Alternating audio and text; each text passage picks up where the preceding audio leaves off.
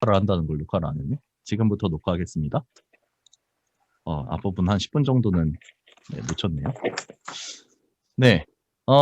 여기 예루살렘에서 약간 오른쪽으로 오시면 여기가 제리코라고 되어 있는 여리고 섬입니다. 여리고는 현재도 팔레스타인 아랍 권역에 들어가 있습니다. 그리고 여기 예루살렘 아래쪽으로 조금만 내려가 보면 여기가 베들레헴이라고 되어 있습니다. 베들레헴의 작은 별 예수 그리스도. 네, 그리고 여기 밑으로 내려오면 여기는 헤브론이라고 되어 있는 구역입니다. 다 성경에서 익숙하게 들어본 이름들인데요. 여기가 현재 이제 아랍 권역으로 되어 있다, 팔레스타인 국가로 되어 있다라고 보시면 되겠고요. 여기 아래쪽에 보시면은 가자 지구라고 되어 있는 곳이 있어요. 여기는 지금도 우리 외교부에서 지정해 놓은 흑색 여행 금지 구역입니다. 여기는 들어가면은 그냥 테러를 당하신다고 보면 되는 곳이에요. 여러분들이 이스라엘을 가시면은 아마 여기 전 곳곳을 다 가실 수 있고, 심지어 이 여리고나 뭐 베들레헴 이런 데는 다 가실 수 있어요. 그런데 여기 가자 지구는 가실 수가 없습니다. 굉장히 위험한 곳이에요, 지금도. 그 팔레스타인의 하마스라고 하는 테러 단체들, 이 민족주의자들의 그 영역이기도 해요. 자, 성경에서는 이 가자 지구가 언제 나왔느냐? 성경에서 가자 지구에 관한 가장 유명한 사람은 아마 삼손일 거예요. 삼손이 이 가자 지구에서 이제 들릴라를 만나게 됩니다. 이때가 블레셋 지역이었어요. 여기 가자 지구로 대표되면서 이 가자 지구에서부터 아래쪽으로는 원래 블레셋 땅이었습니다. 성경 시대에는 여기가 블레셋이었다. 이스라엘과 매일 치고받고 싸웠던 그 블레셋이 바로 이쪽이었다 라고 생각을 하시면 되겠고요. 그래서 창세기 10장 19절에서는 이제 가자 지구에 대해서 처음으로 언급이 돼요. 가사라고 나와 있습니다. 성경에는 가사. 이게 Z 발음이라 우리나라에서는 자라고 하는데 가사라고도 번역을 많이 하는 것 같아요. 그래서 가사 지구에서는 창세기에서 처음 이 언급이 나오고 사사기에 가서 삼손이 갔던 블레셋 땅이 요 가자 지구였다라고 보시면 되겠습니다. 네. 그리고 이제 한 장 넘겨보도록 하겠습니다. 이제 강연 두 번째 페이지로 한번 넘어가 보도록 하죠. 강연 두 번째 페이지와 요 지도도 한 장 넘겨보시면은 지도에서도 두 번째 길들이 보일 거예요. 이렇게 4개의 주요 도로 해가지고 길들이 있고 여기 지도에는 지금 쭉 뭐 3개 지도 같이 그려져 있습니다. 자, 교통의 요충지 사마리아라고 되어 있습니다. 강해안을 먼저 보시면 이 사마리아는 제가 저번에도 말씀드렸지만 지금 여기가 지금 지형이 잘 안 보이지만 요 헤브론, 요 예루살렘과 여리고 사이에는 산맥이 높이 있습니다. 보통 제가 저번에 말씀드렸던 것처럼 700m에서 800m 정도 되는 산들이 이쪽에 쭉 이렇게 능선으로 이어져 있습니다. 그래서 동고서자의 지형이다라고 얘기를 했었어요. 그러니까 요 사해 쪽이 높고 여기서 이제 양옆으로가 낮아진다라고 보시면 됩니다. 그래서 보통은 산으로 올라가서 길을 가는 게 쉬울까요? 평지에서 가는 게 쉬울까요? 네, 당연히 평지가 쉽겠죠. 그래서 여기에 큰 도로가 2개가 원래 있었어요. 여기 하늘색 길과 주황색 길. 여기 화면에서는 그렇게 되어 있고요. 강의안에서는 이렇게 오른쪽에서 왼쪽으로 가는 요 해변길과 왕의 대로 여기를 보시면 되는데요. 먼저 왕의 대로는요. 여기 요단강이 흘러요. 여기가 보시면 요단강이에요. 여기 갈릴리 호수에서부터 사해에 이르는 여기가 요단강인데 요 요단강 동쪽으로 제가 위쪽이 동쪽이라고 말씀드렸어요. 요 요단강 동쪽으로 왕의 대로라고 여기가 이제 아랍어로 통하는 가장 빠르고 쉬운 길이었습니다. 그러니까 이제 밑에 광야에서부터 시작돼서 쭉 올라가는 길이었어요. 그러면서 여기 지도에 보시면은 엘랏 여기가 홍해고 요 밑으로 해서 이제 애국으로 내려가는 그런 교역로였습니다. 여기가 광야길로 가는 거라 사실 사막으로 다니는 건 힘들지만 가장 최단거리의 길이었다고 해요. 그래서 이쪽으로 왕들이 많이 다녔다. 뭐 전투에서 빨리 이동해야 될 때, 그럴 때, 이럴 때 여기로 많이 다녔어요. 그래서 여기는 엘랏이라고 하는 요 홍해 끝에서부터 요 다메섹으로 이르는 요 암만을 지나는 그런 이방인들의 도로라고 생각하셔도 돼요, 사실. 자, 그리고 요 해안가로 가는 파란색 길이 있습니다. 요게 아까 말씀드렸던 요 가자를 지나가요. 가자 지구. 왜 이스라엘과 팔레스타인이 요 가자를 놓고 열심히 싸우고 있는지 잘 알 수 있습니다. 여기가 교통의 요지여서 그렇고, 여기에서 지금 텔아비브 요바라고 되어 있는 길을 지나갔는데 요 사이에 사마리아가 지나갑니다. 요 사이에 사마리아가 지나가는 곳이에요. 요 예루살렘은 이쪽이에요. 여기서 해안 쪽으로 내려오면 사마리아가 이쪽으로 지나갑니다. 그래서 사마리아는 요 길이 지나가는 아주 중요한 길이었어요. 네.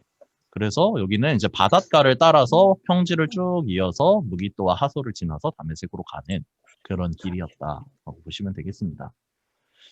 네, 요렇게 두 개는 해외 무역로였어요. 쉽게 말하면 해외 무역로. 여기 아래쪽으로 애굽과 위쪽으로 이제 강대국들이 많았어요. 뭐 아수르나 바빌론이나 뭐 바사나 전부 다 이쪽에 있었습니다.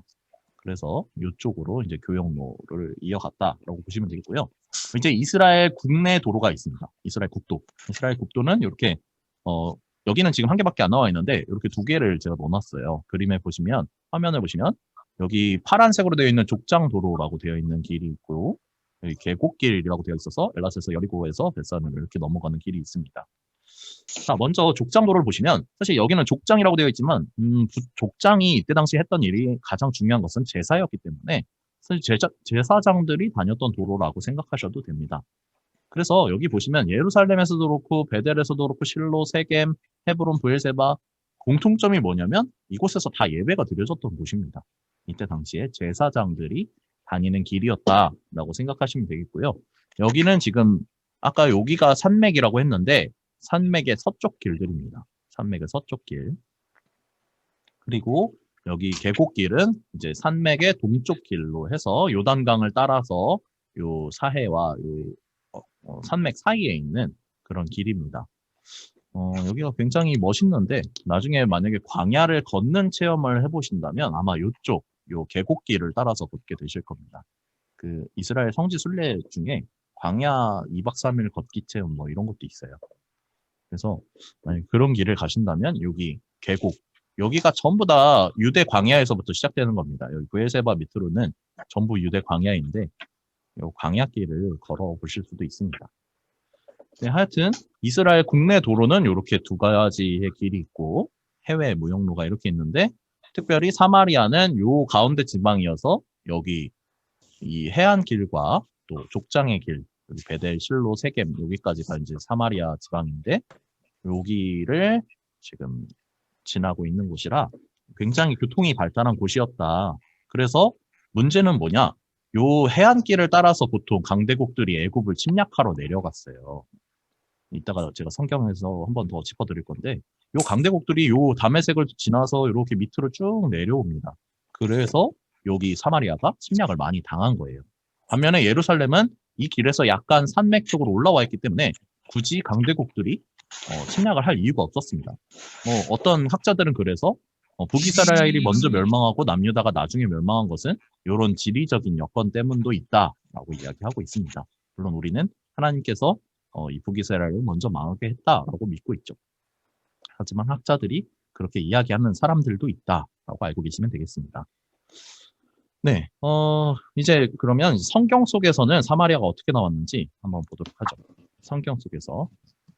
자, 여기 이 아래쪽 지도 두 번째 페이지의 아래쪽 지도예요.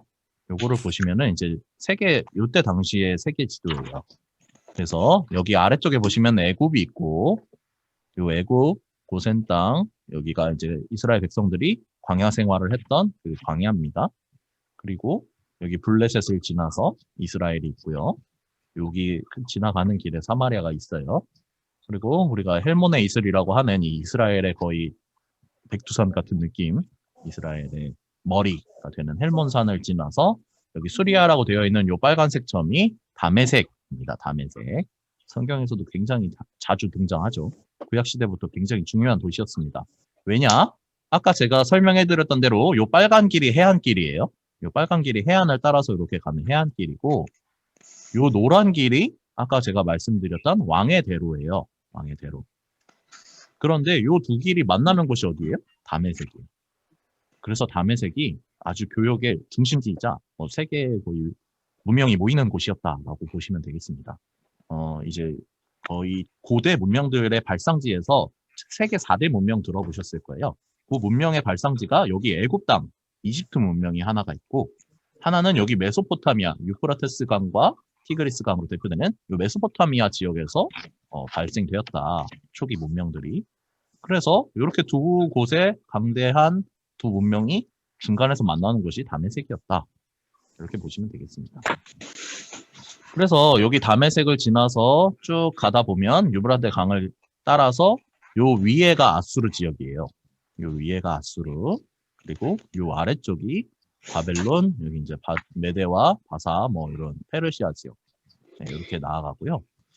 지금 여기에 바벨론이라고 써 있고 요 길 빨간 길 끝에 우르라고 되어 있죠. 또 우르 어디서 들어봤는데 우리 아브라함이 원래 살던 곳, 본토 아비집을 떠나기 전에 살았던 곳이 바로 이 갈대아 우르 지방입니다. 네, 여기에요. 여기에서부터 아브라함은 쭉 넘어와서 여기 이스라엘 땅까지 이른 거죠. 네. 얼마나 아브라함이 믿음으로 걸어갔는지 알 수 있습니다. 지금이야 이렇게 길이 다 뚫려 있지만 이때 당시에는 아브라함이 길을 개척하면서 하나님만 믿고 온 거잖아요. 여기가 실제로도 비행기로 가도 한 5시간 정도 걸리는 길입니다. 네. 그런 길이라는 거 보시면 되겠고, 여기 아수르라고 되어 있는데 여기 위에 빨간 점 보이실 거예요. 여기 지도에 보시면은 여기가 어디냐? 니느웨입니다. 니느웨. 네, 우리가 잘 아는 그 니느웨. 요나가 멸망을 외쳤고 또 아수르의 수도였어요. 이때 당시. 그래서 여기 구약 성경에 보시면은 이 강의한 구약 성경 속 사마리아를 보시면 요 멸망당한 이후에 아수르한테 멸망을 당했어요. 북이스라엘이 멸망을 당한 이후에 이주 통혼 정책을 씁니다. 요 아수르 사람들이. 그래서 이 사람들과 원래 유대인들은 유대인들끼리만 결혼을 했어요. 이방인들과 절대 결혼하지 않았어요. 그런데 이때 아수르가 이제 통혼 정책을 시켜서 자기네 민족과 결혼을 시킵니다. 강제로. 그리고 여기 사마리아 지방, 북이스라엘 지방에 살던 요 사람들을 여기 아수르 니느웨까지 데리고 갑니다. 그래서 이쪽에서 이주 정책을 펼쳐요. 우리가 지금으로 말하면은 우리의 일제 강점기 때 막 중앙아시아로 끌려간 그런 분들, 고려인들 있죠. 또 뭐 이제 만주로 이주간 뭐 그런 조선족들 같은 경우를 생각해 보시면 되겠습니다. 네, 그래서 이렇게 북이스라엘 사람들이 먼저 멸망당하고 아수르로 이전을 가게 되는데, 그래서 요 사마리아인들이 이제 무시를 당하게 돼요. 유대인들한테. 왜냐? 유대인들은 율법으로 자기들끼리만 결혼하고 자기들만 선택받은 사람이라고 생각했어요. 그런데 이 유대인들의 생각에 전혀 반대되는 이방인들과 혼혈이죠. 지금으로 말하면 혼혈이 되어서 사마리아인들을 굉장히 멸시했습니다. 그리고 이제 포로에서 돌아오는 사람들을 향해서 여기 중간에 보시면은 남유다의 사람들이 사마리아인들을 향해서 쿠다에서 온 사람들이라고 하는 쿠팀이라고 불렀다라고 하는데, 적절한 표현을 찾자면 약간 우리나라에서는 환양년 같은 느낌이라고 생각하시면 됩니다. 네, 욕이에요, 욕. 이 외국으로 포로로 잡혀갔다가 돌아왔는데 이제 너희는 불결하다 이렇게 생각을 했습니다. 그래서 사마리아인들과 유대인들이 전혀 이렇게 교류하지 않았던 것, 바로 이런 역사적 배경에서 일어났다. 아수르에게 먼저 북이스라엘 멸망을 당하고 그 혼혈 정책 때문에 이스라엘 유대인들은 전혀 사마리아인들과 교류를 하지 않았고, 심지어 자기네 형제임에도 불구하고 같은 민족으로 생각도 하지 않았습니다. 네, 그래서 이렇게 모욕적인 표현을 썼었다고 보시면 되겠습니다. 자, 왜 사마리아가 먼저 멸망하게 되었느냐? 이 가장 중요한 거는 바알 신앙과 야훼 신앙, 여호와 하나님을 믿는 이 신앙이 혼합되어 있었다라는 게 구약 성경의 이야기입니다.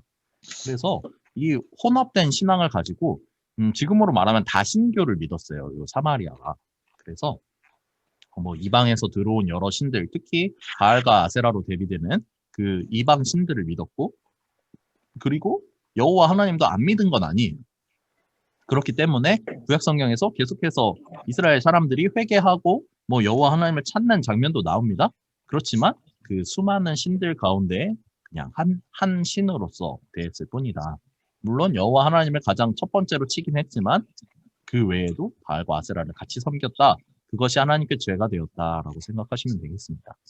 그래서 하나님을 경외하지 않고 이 제사장들조차 유일하신 하나님만 섬기려는 게 아니라 율법대로 섬기는 게 아니라 이제 혼합된 신앙을 가졌었기 때문에 하나님께 죄를 지어서 먼저 멸망당했다라고 보고 있습니다.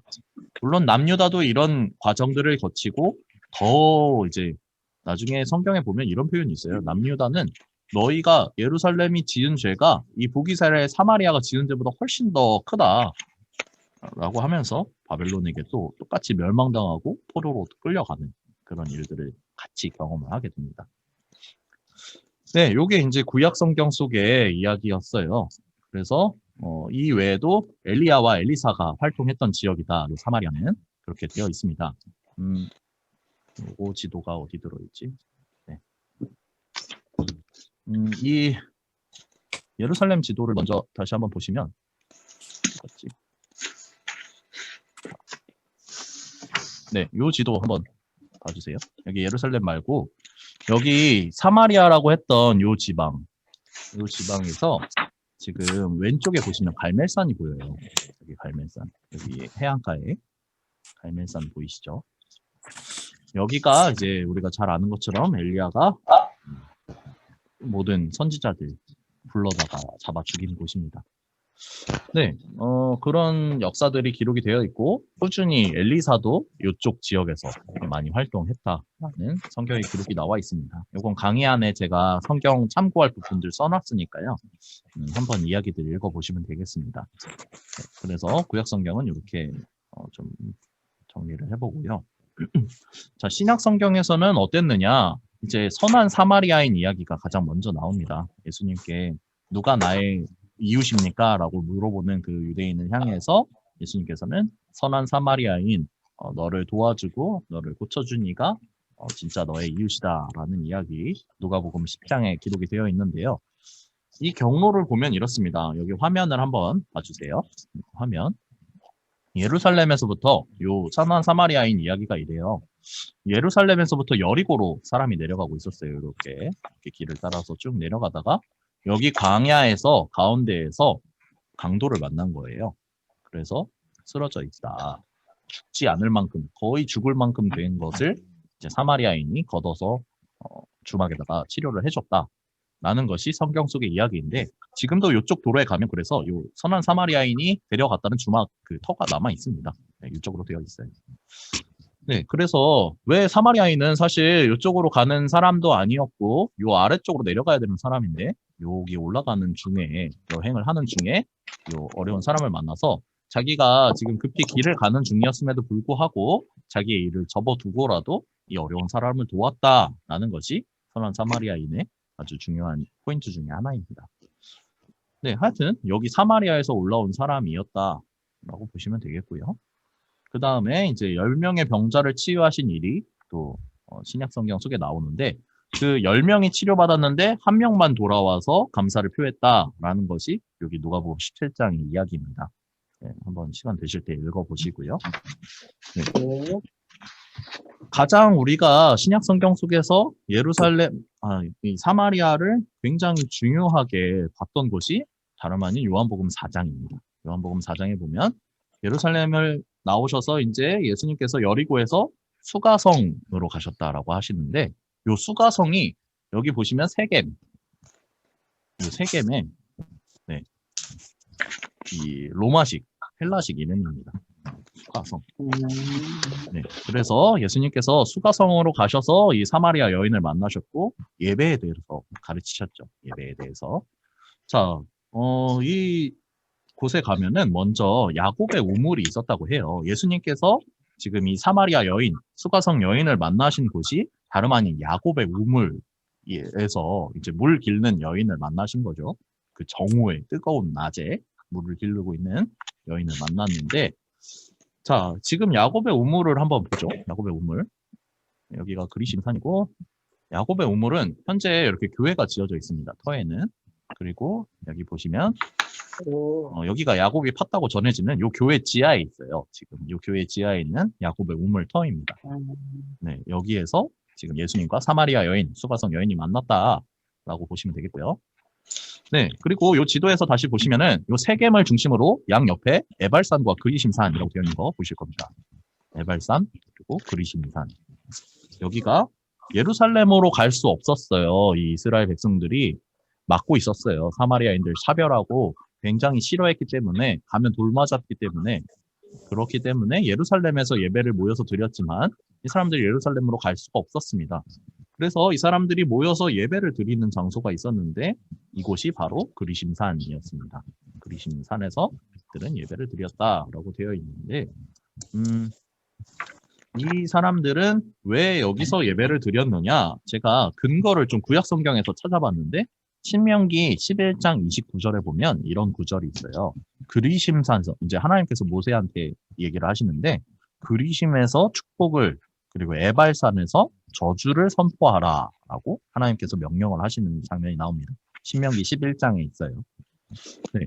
그래서 그리심산과 에발산에서 이제 같이 모아놓고 모세가 이런 율법을 선포를 했고 이어서 이 에발산과 그리심산이 언제 또 나오느냐? 여호수아가 이 땅을 정복하고 난 후에 그 다음에 나옵니다. 여호수아가 이제 모든 땅을 정복하고 땅을 분배해요. 여호수아서에서 이제 각 12지파들에게 땅을 분배를 하는데 이 분배가 끝나고 나서 이제 에발산 재단으로 모두를 모읍니다. 에발산 재단으로 모두를 모아서 이제 그리심산과 에발산 요 반반 이게 산이 서로 마주보고 있어요. 이 세겜을 가운데 놓고 산이 서로 마주보고 있는 그런 형태입니다. 그래서 요 에발산의 반, 그리심의 반 이렇게 여호수아서 8장 33절에 기록이 되어 있습니다. 이렇게 이스라엘 백성들이 이제 모든 땅 분배를 마치고 하나님께 예배를 드렸던 장소가 이 구약 성경 속에서도 나왔어요. 그래서 이 수가성 여인이 옛날에 우리 선조들은 이 산에서 예배를 드렸었다라고 연복음에서 이야기를 했는데 바로 이 이야기입니다. 네, 이렇게 우리 선조들이 에발산과 그리심산에서 예배를 드렸는데 당신네들은 예배 드릴 장소가 예루살렘에 있다고 하니 어떤 게 맞는 겁니까? 라고 수가성 여인이 질문한 거 우리가 잘 알고 계실 겁니다. 네, 그래서 이렇게 꾸준히 예배의 장소로 쓰였던 곳이다. 근데 예수님께서는 그렇게 말씀하셨죠. 장소가 중요한 게 아니라 예배를 드리는 자가 신령과 진정으로 예배 드리는 것이 중요하다라고 예수님께서 예배의 본질에 대해서 가르쳐 주셨던 거 우리가 알고 있을 겁니다. 한 가지 격가지로 이거 지도를 한번 봐주시면은 여기 이 지도 두 번째 페이지에 있는 이 지도가 길도 있지만 여기 보시면은 뭐 12지파의 땅이 이렇게 보여요. 어떻게 12지파가 땅 분배를 받았는가? 여기 나탈리, 아셀, 스불론, 이사갈, 뭐 므낫세, 갓, 루벤, 에브라임, 베냐민, 단, 유다, 시몬 이렇게 둘, 넷, 여섯, 여덟, 열 이렇게가 보이고요. 아 사실 여기 아셀은 아니군요. 아셀은 아니고 여기에 네. 이렇게 나뉘어져 있다라는 거 보시면 되겠습니다. 자, 다음으로 넘어가죠. 그래서 이제 여기 그리심산에 예배 장소가 이렇게 되어 있다. 지금도 터가 남아 있습니다. 여기가 사마리아인들이 모여서 예배를 드렸던 장소다라고 보시면 되겠고요. 기원전에서부터 시작되었기 때문에 여호수아 때부터 지어졌기 때문에 굉장히 오래된 터가 남아 있다. 이게 산 꼭대기에 지어져 있어요. 이렇게 그리심산 꼭대기에 이렇게 보시면 되겠습니다. 자, 그리고 이제 신약 성경에서 보면은 빌립 집사의 사역지라고도 되어 있습니다. 사도행전 8장에 보시면 에티오피아 내시 이방인에게 처음으로 세례가 베풀어진 장소가 다름 아닌 이 사마리아였다라고 보시면 되겠고요. 이제 바울과 바나바가 보낸 사람들이 또 간증을 했던 공간 이곳이 사도행전 15장에 나오는 신약성경 속의 사마리아의 무대였습니다. 네, 사마리아에 대해서 한번 쭉 봤고요. 이제 본격적으로 오늘 강의 이제 예수님의 행적으로 다시 돌아와 보도록 하겠습니다. 오늘도 쉬는 시간 없이 그냥 바로 가겠습니다. 자, 강의 한 3페이지를 한번 봐주시면 좋겠습니다. 강의 한 3페이지 여기 화요일이라고 되어 있는 논쟁 부분 보시면 되겠습니다. 예루살렘 성전의 논쟁, 대제사장들과 장로들 그리고 예수님의 논쟁이었습니다. 자, 이제 화요일 아침이 되어서 월요일 날 베다니에 나가서 주무시던 예수님께서 돌아오세요. 이 화면을 보시면 네, 이제 여기 성전으로 들어오셨어요. 여기 성전에다가 요 화요일 논쟁이라고 써주시면 되겠습니다. 요 맨 저번에 썼던 요 예루살렘 성 지도 있죠? 요 예루살렘 성 지도에다가 써주시면 되고요. 네. 요 지도에 저번에 우리가 한쪽에는 여기 성전 청결이라고 썼을 텐데 그 반대쪽에다가 요 이방인의 뜰에서 일어난 거니까 또 반대쪽 이방인의 뜰, 요 성전 양쪽으로 그렇게 되어 있는 공터에다가 하나씩 써주시면 되겠습니다. 월요일 날은 성전 청결이 있었고 요 화요일 날은 요 논쟁 사건이 있었습니다. 논쟁 사건. 네, 그래서 필기를 해주시면 되겠고요. 예수님께서 베다니에서 넘어오셔서 성전으로 다시 들어오셨습니다. 그리고 격가지로 얘기하면은 여기서 예루살렘으로 들어오시던 예수님이 이제 무화과 열매를 구하시는 장면 나오는데요. 무화과 열매가 아직 초여름이라 이 열매를 맺지 못하자 예수님께서 나무를 저주하시고 평생 열매 맺지 못하는 나무가 되었다라고 네, 되어 있는데요. 그건 그냥 격가지로 이야기를 넣어놨습니다. 자, 그렇게 해서 이제 성으로 들어가신 예수님께서는 유대인들을 대상으로 말씀을 전하시기 시작했어요. 예수님께서 말씀을 열심히 전하시고, 그리고 이제 다 들은 유대인들이 질문하는 시간을 가졌는데, 요 보수적이고 기득권층이었던 이 대제사장들과 장로들이 이제 예수님의 권위에 대해서 도전하는 장면이 나오는데, 요거는 화면을 한번 보시면서 정리를 해보도록 하죠. 네. 이렇게 논쟁을 벌였는데, 자, 첫 번째 논쟁. 예수님의 권위가 어디에서 온 것이냐라는 논쟁을 합니다. 요 이제 대제사장들과 장로들이 물어봅니다. 아, 당신의 권위는 사람에게서 온 것입니까? 하늘에서 온 것입니까? 라고 물어봤는데, 네, 여기서 예수님께서 보시면은 포도원 비유, 마태복음 21장에 나오는 포도원에 자기 아들을 대신 수금하러 보낸 그 주인의 이야기가 나오는데요. 왜 이 예수님께서 포도원 비유를 드셨느냐? 이 학자들에 의하면은 만약에 갈릴리에서 예수님이 이 설교를 했다면 아마 포도 말고 다른 예화를 드셨을 것이다라고 얘기를 하는데, 이제 예루살렘 지방은 전통적으로 포도가 많이 나는 곳입니다. 우리가 나중에 한 번 더 설명 볼 텐데, 이 겟세마네 동산이 요 기름 짜는 틀이라고 되어 있습니다. 원래 이름 뜻이. 그래서 요 올리브와 포도가 많이 나서 이것들로 올리브 기름을 짜고 또 포도즙을 짜서 포도주를 만드는 그런 산업이 굉장히 발달했던 곳이 요 예루살렘 지방입니다. 그래서 예수님께서 포도를 예화로 드신 거예요. 이 사람들의 이해를 쉽게 만드시기 위해서. 만약에 포도가 잘 안 나는 그런 나라였다면 아마 다른 예화로 드셨을 거라고 학자들은 보고 있습니다. 자, 하여튼 이 포도원 비유에서 시작은 이제 주인이 농부들한테 모든 것을 완비를 하시고 모든 생산 시설을 완비를 하고 농부들에게 빌려줬다라고 되어 있습니다. 하나님께서 이 땅에서 우리가 살아가게 하는 동안 모든 삶의 그 제반들을 만들어 놓으시고 우리에게 주셨다라는 거예요. 결국은 무슨 얘기냐? 하나님께서 우리에게 필요한 것을 다 예비해 놓으셨다. 그리고 우리가 살아갈 수 있도록 하셨다라는 그런 비유입니다. 자, 그리고 이 모든 것을 주신 하나님께서 이제 땅을 관리해라라고 이야기했습니다.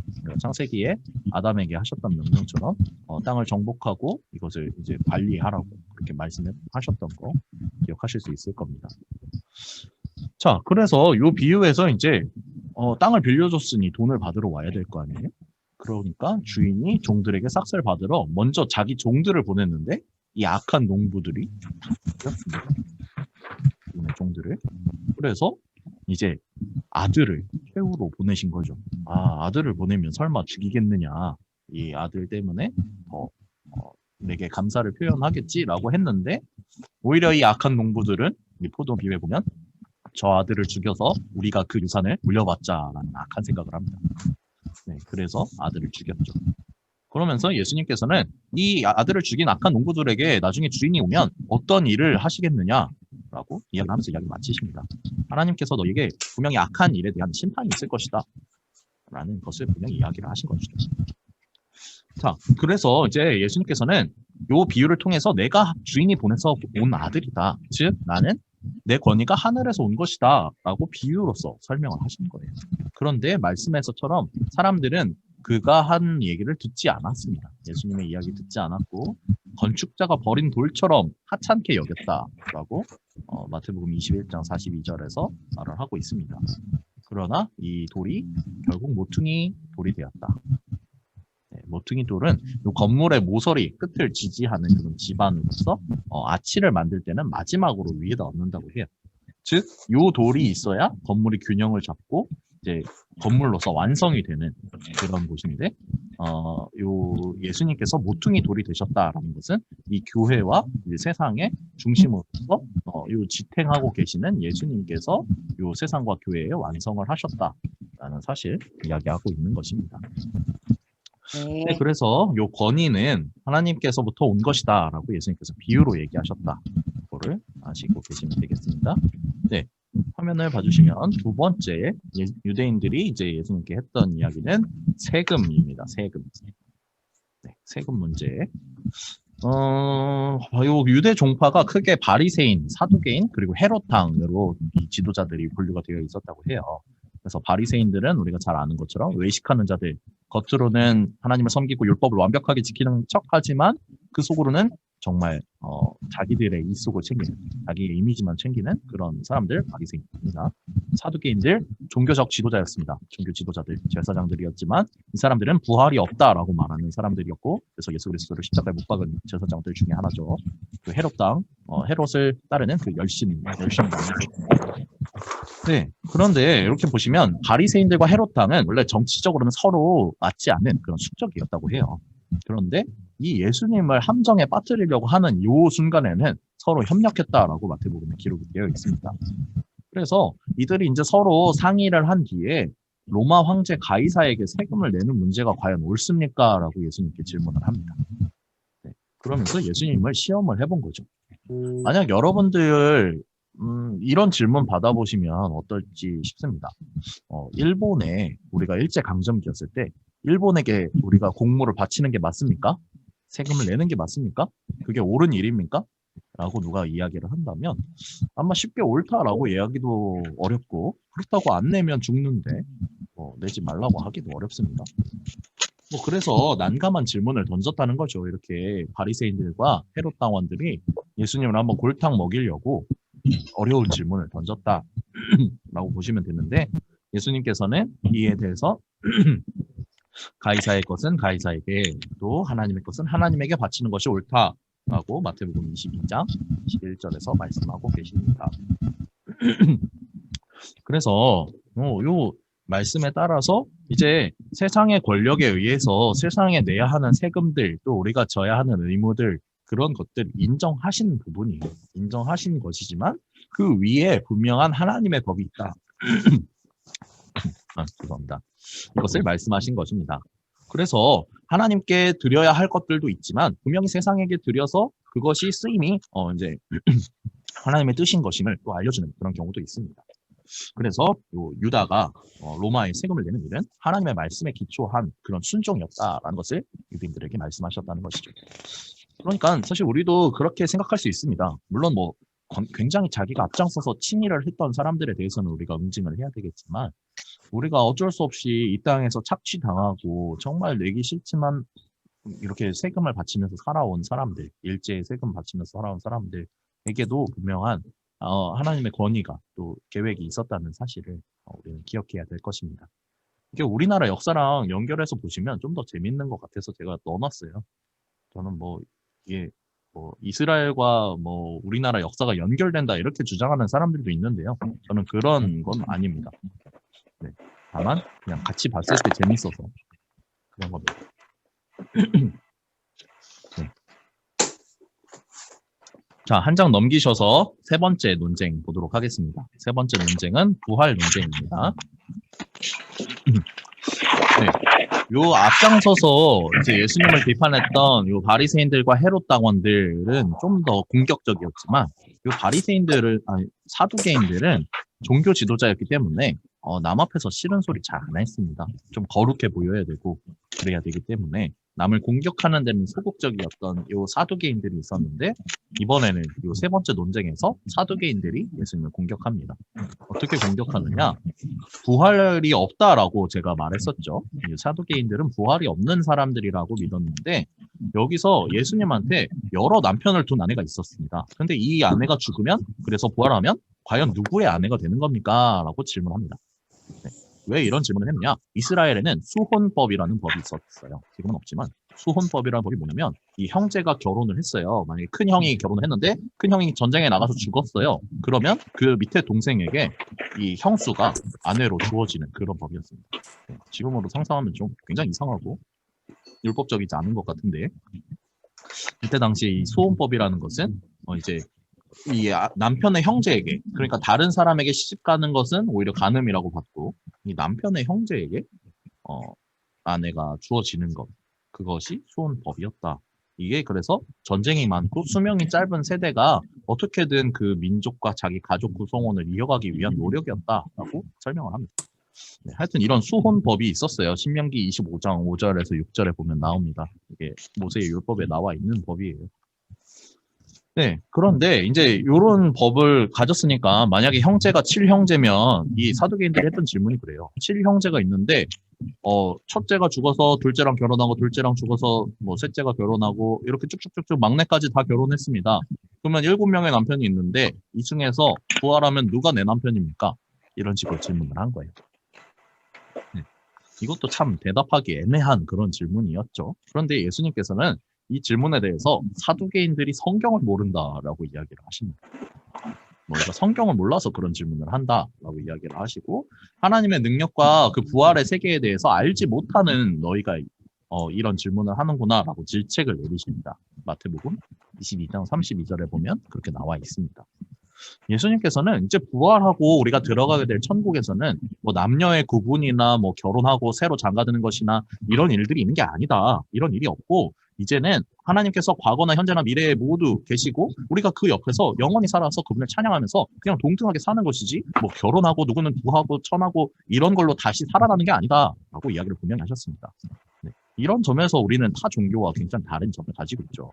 뭐 예를 들어서 이슬람교나 불교라고 치면 이 땅에서 공적을 많이 쌓으면 다음 생에 불교에서는 다음 생에 굉장히 좋은 인간으로 태어난다, 부자로 태어난다, 뭐 그런 식으로 생각을 하고 또 이슬람교에서는 어떻게 가르치냐면 이 율법을 잘 지켜서 선한 일, 특히 구제를 많이 하고 그리고 이제 기독교인들을 잡아 죽이고 이런 일들을 많이 한다면 이 모하메드가 올라간 그 천국에서 자기네들도 수많은 부를 누리면서 살 것이다.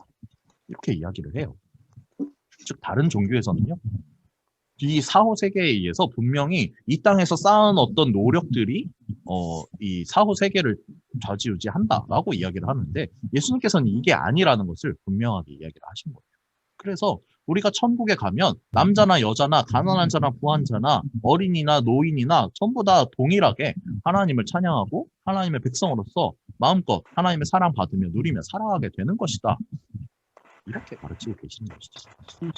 네, 물론 저희가 아직 천국에 안 가봐서 모릅니다만 우리가 들어가게 될 천국이 이런 모습이라는 거 예수님께서 사두개인들의 그 부활 질문을 통해서 살짝 이야기를 해주신 거예요. 네, 좋습니다. 세 번째 부활 논쟁은 이렇게 마쳤었고요. 자, 네 번째 논쟁입니다. 네 번째 논쟁은 외식하는 자들에 대한 예수님의 아주 신랄한 비판을 볼 수가 있는데요. 그래서 요 바리새인들은요 부활을 한다고 믿긴 했어요. 바리새인들은 율법적이긴 했지만 부활이 있다라고 믿었었고 사두개인들은 부활이 없다라고 해서 요 두 파가 싸우는 것에서는 사실 바리새인들이 옳다라고 예수님이 이야기를 해주신 거예요. 거 봐라라고 이야기하는 바리새인들에게 그러나 예수님께서는 잘못을 지적하십니다.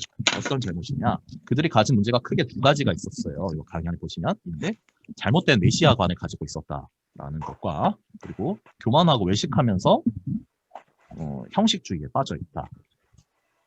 혹시나 모르실까봐 설마 모르시지 않겠죠? 우리 심화반 듣는 분들이라면 외식하는 자들이 밖에서 밥 먹는 거 아니라는 거 아시죠?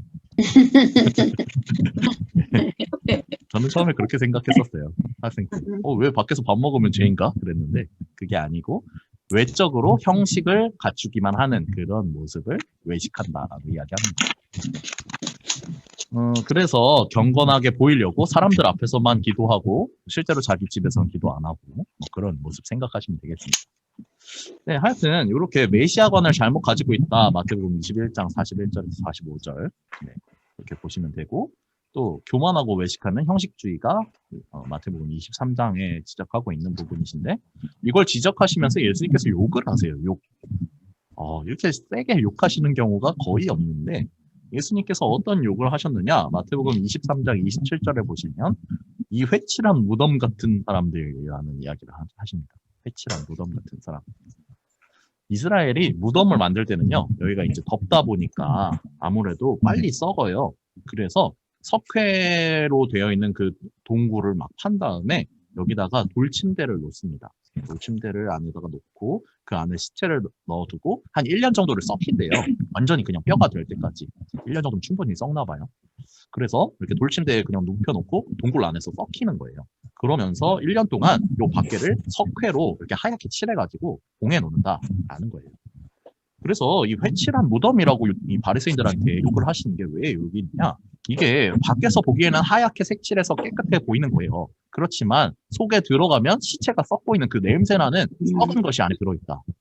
라는 뜻인 겁니다. 바리새인들이 이런 사람들이었다. 밖에서 보기에는 거룩해 보이고 경건해 보이지만 사실 너희의 속은 썩어 있다. 이렇게 예수님께서 지적하시는 거예요.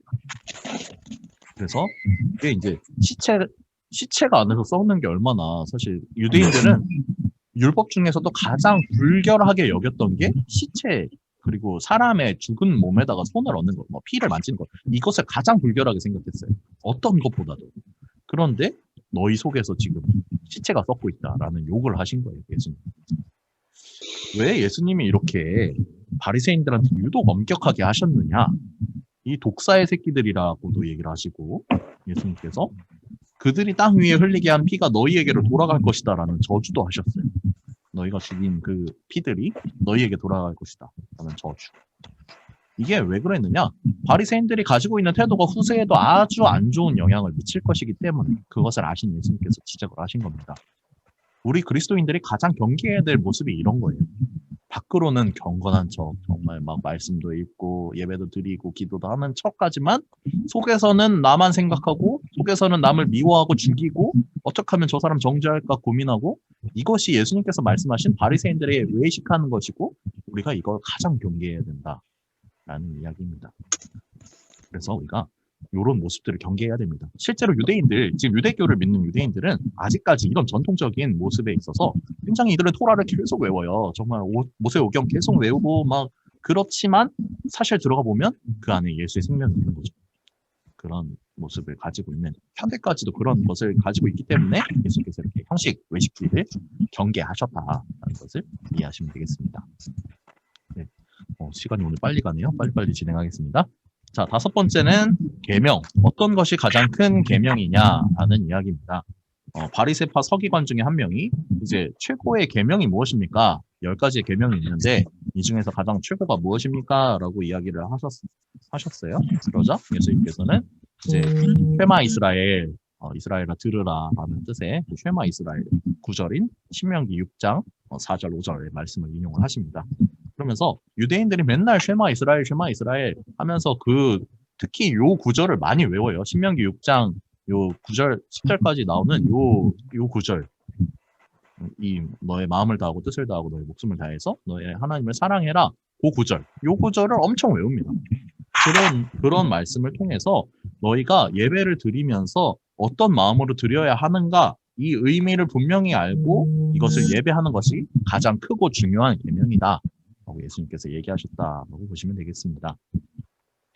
네, 그래서 가장 큰 계명은 이렇게 너의 하나님을 사랑하고 또 내 몸과 같이 이웃을 사랑하는 것이 가장 큰 계명이다라는 예수님의 가르침이었습니다. 마지막 논쟁. 자, 6번째 논쟁은 헌금에 대한 문제였습니다. 헌금. 여기서 그 유명한 과부의 두 랩돈이 나옵니다. 과부의 두 랩돈. 성전의 첩들, 우리가 그 지도 한번 보시면은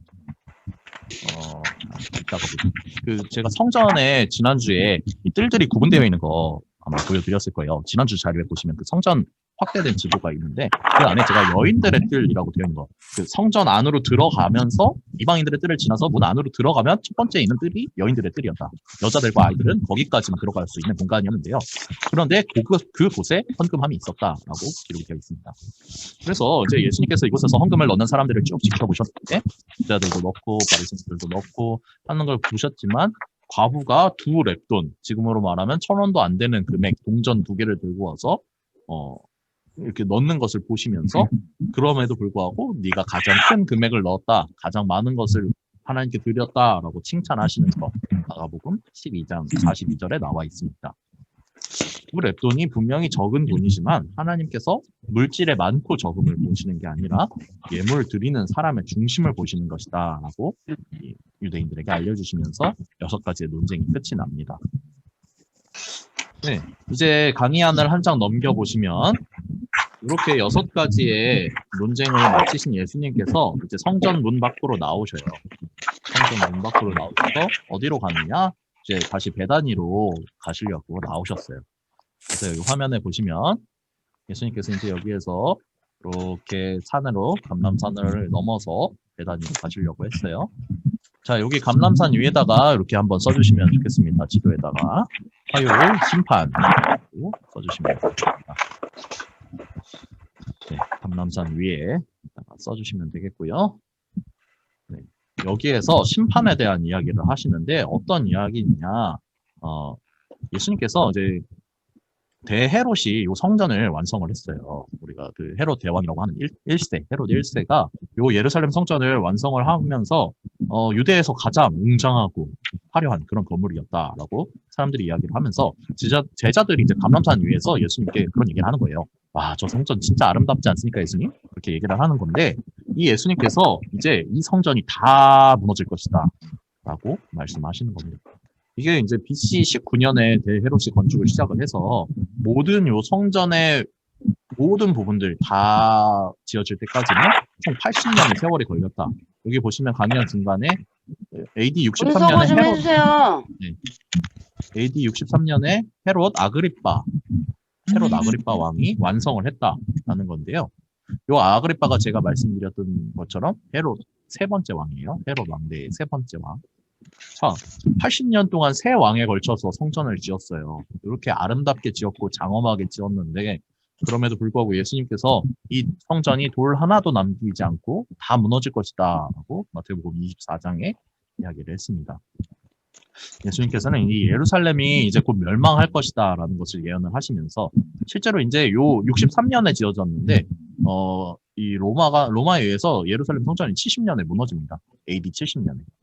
그러니까 7년밖에 요 성전을 못 봤다는 거예요. 완성품을. 네. 그래서 요 이제 성전이 무너질 것을 예언을 하시면서 이제 요한계시록의 그 마지막 때와 연계를 해서 그렇게 말씀을 하십니다. 그러면서 이 마태복음 24장을 보시면은 보통 그런 예언의 장이라고 말도 해요. 마태복음 24장을. 그래서 멸망의 징조를 말씀을 하시면서 이제 멸망과 심판이 있을 것이다를 여러 비유를 통해서 이야기하는 것을 볼 수가 있고요. 이제 너희는 복음의 전파자로서 충실한 하나님의 일꾼이 되어라라고 마가복음 13장에서 가르치신 것을 볼 수가 있습니다. 여기 강의 안에 사진을 보시면은 이제 제 얼굴이 있고 옆에 유대인들의 모습이 보여요. 제 뒤로 보이는 저기가 이제 예루살렘 성벽, 그 통곡의 벽이라고 하는 서쪽 벽면입니다. 성전의 서쪽 벽면. 지금 그 지도에서 보시면 안토니아 요 지도에서 보시면 안토니아 요새 왼쪽으로 되어 있는 그 벽, 요 왼쪽으로 되어 있는 그 벽이 지금 여기 통곡의 벽 쪽입니다. 여기에서 유대인들은 이렇게 옷을 갖춰 입고 와서 기도하면서 눈물을 흘리고 있어요. 저 유대인 복장에 대해서도 할 말이 많습니다만 시간이 없기 때문에 그냥 넘어가겠습니다. 네, 그래서 이 로마에 의해서 예루살렘이 멸망을 하고 이때까지도 유대인들은 무너진 성벽 앞에서 통곡하고 기도하면서 토라를 외우고 있다라고 보시면 되겠습니다. 네, 5일차 바로 넘어가겠습니다. 5일차는 다행히도 바쁘지가 않아요. 5일차는 예수님께서 베다니에 계셨는데 5일차에 대한 기록은 따로 없습니다. 그래서 예수님께서 그냥 베다니에서 아마 일상적인 일을 하셨을 것이다 라는 것이 학자들의 추측이고요.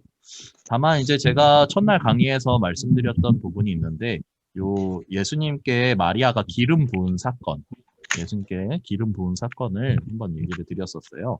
이게 요한복음 12장에서는 그 전주 토요일 날 일어났다라고 되어 있는데 마태복음 그리고 마가복음에서는 이 사건이 수요일 날 기록되었다라고 이야기를 하고 있습니다. 그래서 날짜 혼동하지 마시라고 제가 한번 이야기를 했습니다. 이게 이 마태와 마가가 쓴 날이 수요일인 거지 실제로 사건이 일어난 건 지난주 토요일이었어요. 네, 그 전주 토요일. 네, 그러면서 요한은 이 두 사건을 왜 다른 시간에 기록했느냐? 공간복음에서는 마리아의 기름 부음 사건과 유다의 배신 사건, 이 수요일 날 예수님은 가만히 계셨지만 유다가 배신하려고 막 분주하게 움직이는 것을 성경에서 볼 수가 있습니다. 그러면서 이 마리아의 기름 부음 사건과 이 가룟 유다의 배신 사건을 붙여놓으면서 이제 모든 자기의 재산을 들여서 예수님을 섬기려는 자와 또 예수님의 것을 훔쳐가면서 선생까지도 팔아먹으려는 그 파렴치한 제자의 모습, 이것을 서로 대조적으로 놓으면서 악한 의도와 선한 의도가 공존한다라는 것을 보여주시고 결국은 이 모든 일이 하나님께서 합쳐서 선을 이루는 그 선한 일로 나아가게 하시는 그런 일이고 생명을 살리시려 하는 일이었다라는 걸 비교하기 위해서 이렇게 수요일 날 썼다라고 보시면 되겠습니다. 네, 넘어갑니다. 이제 다음 장 6페이지입니다. 목요일 마가의 다락방에서 일어난 일입니다.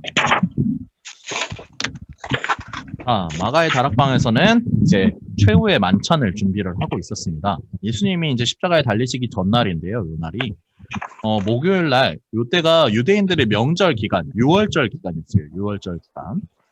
하나님께서 6월절 우리가 잘 아는 것처럼 하나님께서 이 애국에서 이제 이스라엘 백성들을 출애굽을 시키시면서 백성들을 구원한 날, 그 날을 기념해서 유대인들은 일주일간 3대 명절로서 지켰습니다.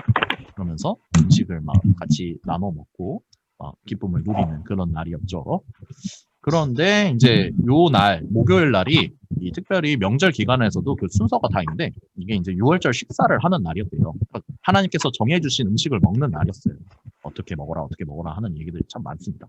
네. 그런데 요 6월절 식사를 먹을 곳을 이제 예수님께서 찾아라라고 얘기를 하셨어요. 베단에서 이제 예루살렘 성으로 다시 들어오셔서 여기 마가의 다락방 들어오셨죠.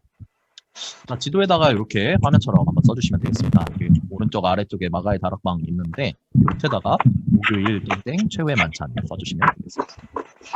네, 여기에서 최후의 만찬이 일어났다. 물론 학자들에 따라서 이곳이 아니라 뭐 헤롯 궁전에서 일어났을 것이다, 다른 곳에서 일어났을 것이다 하는 사람들도 있는데 우리는 그냥 가장 많은 사람들이 주장하는 통설인 마가의 다락방에서 최후의 만찬이 일어났다라고 보고 있습니다.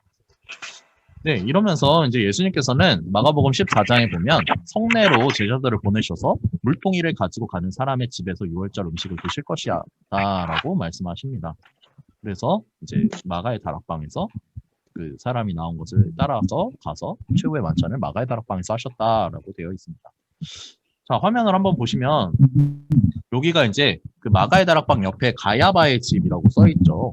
가야바 집이라고 지도에 써 있는데 여기가 마가의 다락방 옆에 지어져 있는 현재 가야바 집터에 세워진 베드로 통곡교회라는 곳입니다. 여기는 지금 이제 카톨릭 성당이고요. 베드로 통곡교회였다. 베드로가 이제 예수님을 3번 부인한 이후에 이곳에서 통곡하였다라고 되어 있는 그런 곳입니다. 네, 그래서 요 안에 들어가서 보시면 이렇게 그림이 있습니다. 이거는 이제 강의 안에는 없는데 베드로 통곡교회, 이건 참고로 제가 찍어온 겁니다. 네.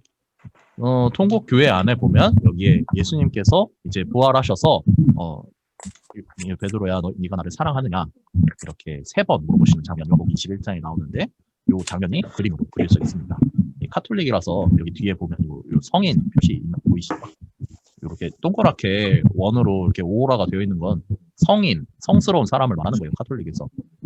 여러분들 혹시 이제 외국에 가셔서 이렇게 성화 구입하실 때 만약에 이렇게 뒤에 있는 거 이렇게 있으시면은 이거 기독교적 의미가 아니라 카톨릭에서 말하는 성스러운 사람의 의미니까 구별을 해서 사시면 좋겠습니다.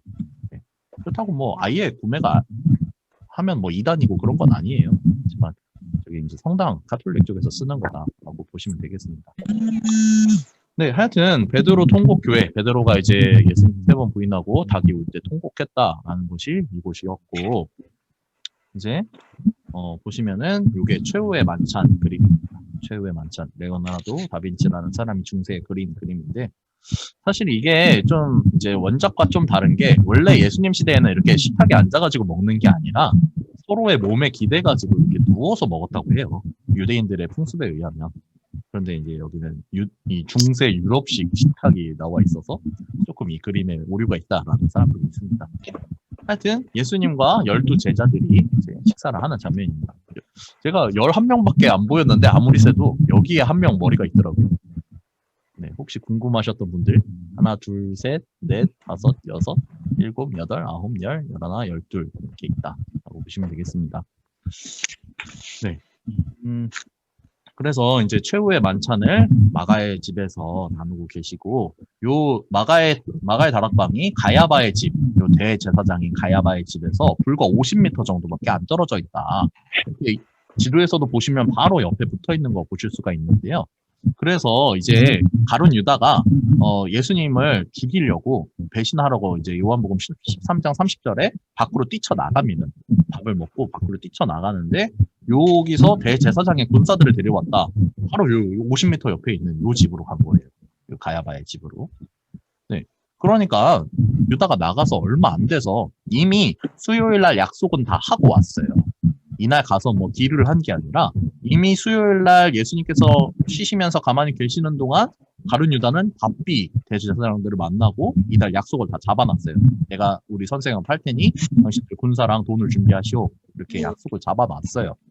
그리고 요날 저녁 만찬을 하시는 동안 가룟 유다는 밖으로 나와서 군사들을 데리고 갔다. 이미 약속이 되어 있었다라고 보시면 되겠습니다.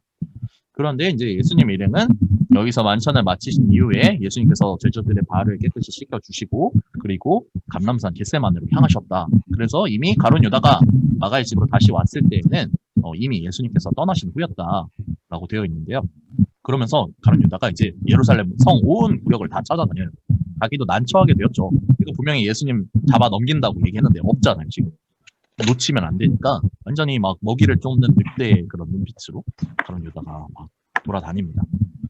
자, 그래서 이제 예수님께서 여기서 최후의 만찬을 마치시고 마지막 겟세마네 동산으로 기도를 하러 가신다라고 보시면 되겠습니다. 자, 한 장 넘기셔서 강의 안에 마지막 부분입니다. 네, 6일차 겟세마네 동산으로 가신 예수님인데요. 요 겟세마네로 가시기 전에 먼저 위에 보시는 성찬 2라고 되어 있는 부분, 예수님이 겟세마네로 가시기 전에 요 2시간 정도 만찬을 가졌다 그래요. 저녁 식사하는 게 2시간 정도인데, 여기서 엄청 많은 말씀을 하셨고 실제로 성경에서 기록된 많은 부분, 요 최후의 만찬 동안 이루어졌던 2시간 동안 쓰여진 그런 말씀이라고 해요. 예수님이 2시간 동안 말씀하신 것을 이제 그 제자들이 듣고 쓴 거죠. 요한복음은 12장에서부터 17장까지 이 부분을 이제 자세히 예수님의 기도까지 기록을 하고 있는데요. 특히 14장에서부터 16장까지 보시면은 이제 예수님께서 십자가에 달리실 것을 이야기를 한 다음에 내 뒤에 오실 보혜사 성령님이 계신다라는 이야기를 하십니다. 그러면서 이제 성령에 대해서 쭉 14장에서 16장까지 요한복음 14장 16장까지 쭉 설명을 하시고, 이제 비로소 17장에 이르러 제자들을 위해서 겟세마네에서 기도하셨다라는 장면이 나옵니다. 즉 무슨 얘기냐? 요한복음이 총 21장이에요. 그런데 13장에서부터 16장까지 되는 4장이나 되는 요 말씀이 요 최후의 만찬하는 2시간 동안 이루어진 것이다. 얼마나 예수님께서 중요한 말씀을 마지막에 많이 하셨는가. 특히 거의 유언같이 말씀하신 거예요. 그렇게 예수님께서 이야기를 하셨다라고 보시면 되겠습니다. 이 가룟 유다가 군사를 데리러 나간 시간, 요 13장 30절에서 가룟 유다가 뛰쳐나가는데 요 시간 동안 요한복음이 4분의 1이나 기록이 되었으니 얼마나 이때가 중요했는지, 또 우리가 이 말씀을 얼마나 예수님의 그 마지막 말씀으로 받아들이고 소중하게 생각해야 되는지 알 수 있습니다. 네, 마지막 밑에 부분 보겠습니다. 6일차 목요일 겟세마네 동산. 자, 화면을 한번 봐주시면 예수님이 이제 여기 마가의 다락방을 나오셔서 이렇게 성전 동쪽으로 올라가셔서 겟세마네 이르십니다. 자, 여기에다가 이렇게 써주시면 되겠습니다. 목요일 기도 써주시면 되겠습니다. 네, 여기 조그마한 겟세마네에다 써주셔야 됩니다. 감람산 위가 아니라 겟세마네 동산, 성전 바로 위에 보시면 조그마한 글씨로 겟세마네라고 써 있어요. 네, 거기에다가 써주시면 됩니다. 네, 여기에다가 기도하셨다라고 써주시면 되겠고요. 자, 아까 말씀드렸다시피 여기 화면에 한번 보시면 이제 여기가 겟세마네 동산 입구예요. 호르스 겟세마네라는 곳인데 여기가 지금은 이제 카톨릭 묘지. 제가 저번에 말씀드렸을 거예요. 성전 동쪽으로는 예수님을 오실 때, 그 메시아가 오실 때 가장 빨리 만나겠다고 유대인들이 누워있다고, 무덤들이 많다고. 여기가 무덤들이 많습니다. 네. 그래서 여기 이제 겟세마네 동산 입구가 이렇게 되어 있고요. 사진을 한 장 더 보면, 여기가 지금 카톨릭에서 주장하는 예수님께서 이제 바위에 기대셔서 눈물로, 막, 정말 눈물이 핏방울처럼, 땀이 빗방울처럼 떨어지도록 기도하셨던 곳, 그곳이 여기다라고 되어 있고, 현재는 이곳에도 교회가 세워져 있습니다. 카톨릭 성당이요. 여기에 보면은 이제 예수님께서 이렇게 기도하셨다. 마태복음 26장 39절의 내용이 비석으로 되어 있는데요. 이게 이제 이 교회 앞에 있는 거예요. 그러면서 원하신 이 잔을 혹시 옮기실 수 있으면 옮겨달라. 그렇지만 내 뜻대로 마시고 하나님의 뜻대로 하여 주시옵소서라는 그런 말씀이죠. 이런 기도를 하셨습니다. 자, 예수님께서 이렇게 기도를 하셨는데 이 기도하시기 이전에도 여기를 슬픔으로 눈물로 지나갔던 사람이 있습니다. 다름 아닌 구약시대의 다윗 왕입니다. 다윗 왕은 왜 여기를 슬픔으로 지나갔느냐? 자기가 너무나 사랑했던 아끼는 아들 압살롬이라는 아들이 있었어요. 근데 이 압살롬이 이제 반란을 일으킵니다. 그러면서 이 압살롬의 반란을 피해서 막 이렇게 하나님의 그 모든 성스러운 것들을 가지고 막 눈물로 맨발로 막 발을 이렇게 옷을 입을 여량도 없이 도망쳤어요. 반란이 일어나니까. 그러면서 이 다윗 왕이 어디로 도망쳤느냐? 기드론 시내를 건넜다라는 것인데, 우리 이 지도에 보시면은 이 지도에서 제가 저번에도 말씀드렸습니다만은 이 다윗성 오른쪽 가운데 쪽에 보시면 다윗성이 있는데 이 다윗성 옆에 기드론 골짜기가 흐르고 있어요. 이게 여기만 흐르는 게 아니라 저 성전 앞쪽 겟세마네와 성전 사이를 흐르고 있다라고 제가 저번에 말씀드렸었는데, 이 다윗성에서 나와서 이제 다윗이 성전을 통해서 성전에서 하나님의 이제 이 지성소에 있는 성스러운 것들, 우리가 가져가야 될 이 성궤들, 이거를 챙겨서 가요. 그러면서 다윗이 겟세마네에서 눈물을 흘렸다라는 기록이 사무엘하 15장에 나와 있습니다. 이렇게 사랑하는 아들에게 배신당해서 눈물로 넘었던 다윗 왕처럼 예수님께서도 자기가 사랑하는 제자, 정말 발까지 씻기시고 너무나 아꼈던 그 제자 가룟 유다가 배신을 했어요.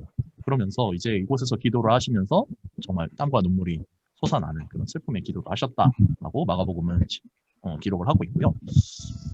그래서 겟세마네가 이제 아까도 말했듯이 기름을 짜듯이 그런 기름을 짜는 곳이라는 뜻인데, 예수님께서도 이 올리브 기름을 짜려면 무거운 돌을 이렇게 올리브 위에다가 올려서 무거운 돌로 이렇게 막 짓눌러서 짜야 된대요.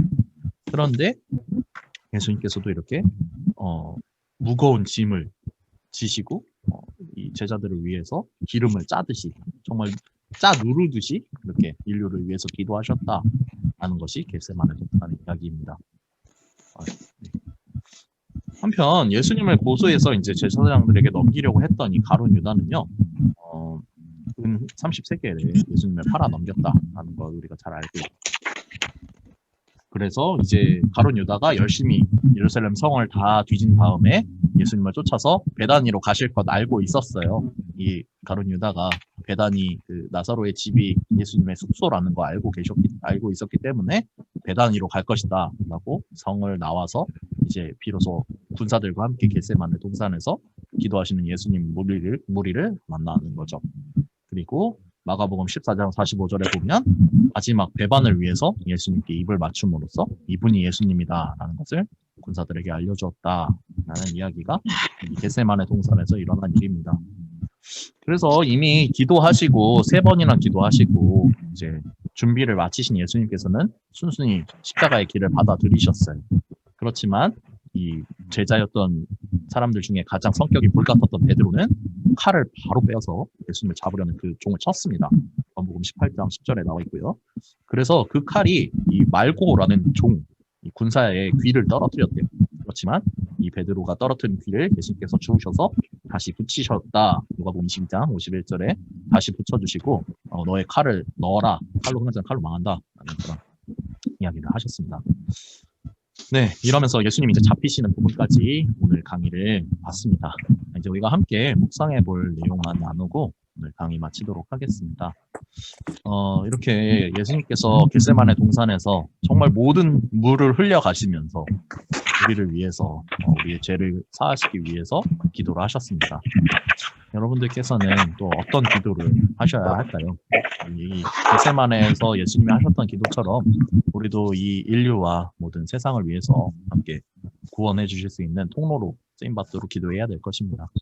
그리고 예수님께서 이렇게 십자가의 길을 담담하게 받아들이셨는데 우리는 우리의 삶 가운데에서 또 어떤 십자가를 지고 예수님을 따라가야 하는지 한번 묵상해 보시면 좋겠습니다. 그래서 주님과 동행하시는 이번 한 주도 되시기를 소망합니다. 네, 오늘 강의는 여기서 이제 마치도록 하고요. 혹시 뭐 궁금하신 거나 질문 있으시면은 받도록 하겠습니다. 네.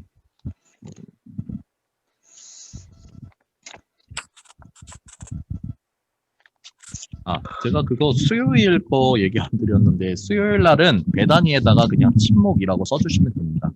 아마 베다니에 많은 것이 써 있어서 좀 지저분할 텐데 여기 감람산 오른쪽에 보시면 베다니에다가 수요일 땡땡 침묵이라고 써주시면 되겠습니다.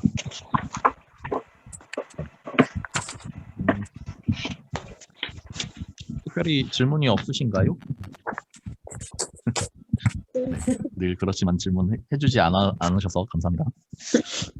네, 그러면 다음 주에는 우리가 이제 벌써 저랑은 마지막 순서인데요. 다음 주에는 갈릴리 진영에 대해서 좀 본 다음에 마지막 예수님의 고난과 또 죽으심과 부활까지 보는 걸로 그렇게 하겠습니다. 네, 그럼 다음 주 화요일 날 10시 반에 뵙겠습니다. 제가 기도하고 마치겠습니다. 네. 사랑이 많으신 아버지 하나님 감사합니다. 주님께서 우리와 함께 하시고 주님께서 역사하셔서 우리가 더욱더 기쁨으로 하나님의 말씀을 대할 수 있도록 도와주시면 감사합니다. 아버지 하나님의 모든 행적을 보고 우리가 예수 그리스도께서 걸어가신 그 길을 또한 마음으로나마 따라 걷기를 원합니다. 아버지 하나님께서 인도하셔서 강의를 듣는 모든 분들에게 하나님의 사랑과 하나님의 은혜가 전해질 수 있도록 도와주시고 우리가 십자가 사랑을 닮아서 이 땅 가운데에서도 그리스도의 제자로서 그리스도를 전하는 삶으로서 살아갈 수 있도록 주님 도와주시옵소서. 다음 주에도 우리 모두와 함께 더욱더 즐거운 강의, 은혜로운 강의가 되게 도와주실 것을 믿사오며 모든 말씀 우리 구주 예수 그리스도의 이름으로 기도하였습니다. 아멘. 수고 많으셨습니다. 감사합니다. 다음 주에 뵙겠습니다. 고생하셨습니다. 감사합니다. 감사합니다.